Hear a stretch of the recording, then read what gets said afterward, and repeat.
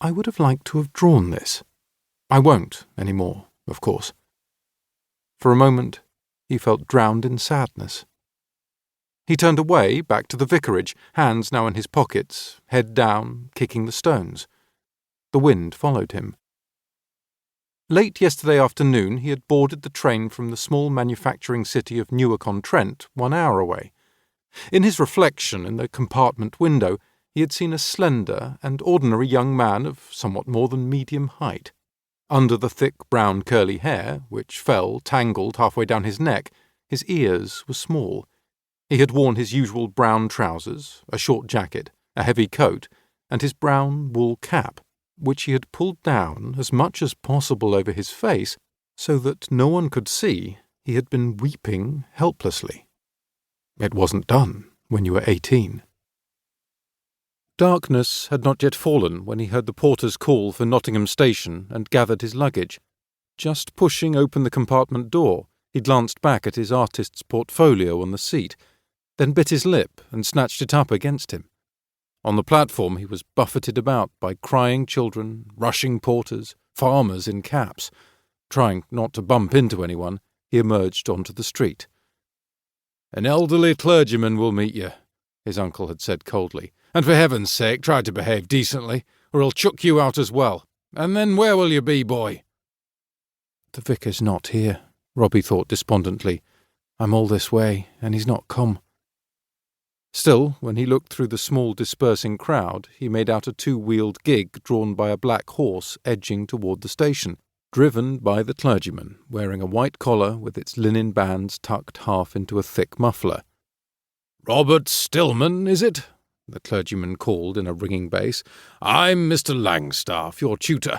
You received my letter that the local train to the village is not in working order. Track repair? Drop those bags in the back, and never mind the bale of hay. Come up onto the seat here. Blackie will take us home." As they drove along into the countryside by the gig lantern, Robbie gazed listlessly at the shadowy houses. Heavy, moist leaves hung down from the trees over the road. The sound of the wind merged with the soft clop of hooves on dirt. He glanced at this unknown Mr. Langstaff by the light of the gig lamp. Where was he going? And who was this broad, not very tall clergyman in a coat that smelled old? Robbie quickly took in the heavy lower lip and the mostly white hair, ragged almost to his shoulders. They were passing a dark stone church, seemingly pressed down by the trees and sinking into the earth. "That's St. Michael's," the old man said. "I've been vicar there 35 years. It keeps me busy with the needs of the parish. We're almost home." The gig rolled past the church under more trees, and in less than a minute stopped before the stone vicarage. Robbie pulled his carpet bag and portfolio heavily from the gig seat as he followed the priest through the door. Until this moment he had managed to remain calm, but now his heart began to beat faster. Inside the vicarage, slowly removing his coat, he looked around the parlour, noticing many crammed bookshelves and still more books piled on the stairs. On the large roll-top desk sat one of those new black typewriting machines which fascinated him. An upright piano was piled with music. To the side, with its own door, was what he supposed was the vicar's office. He dropped his carpet bag and rubbed his hand from the weight of it. He would not put down the portfolio. "Tea?" asked the vicar, taking off his coat and collecting a tray from the kitchen. "My housekeeper's just gone out, but she's left meat pie." "Please, sir," said Robbie, sitting on the edge of a chair.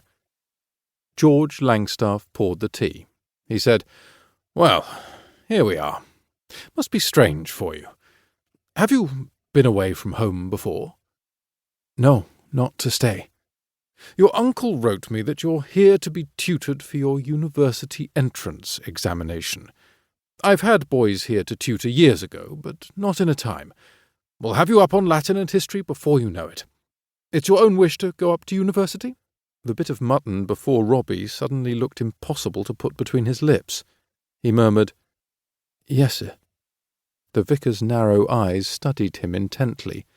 They were eyes not easy to lie to, but Robbie had done it. He lowered his gaze to the carrots on his plate and hoped he wouldn't be asked more.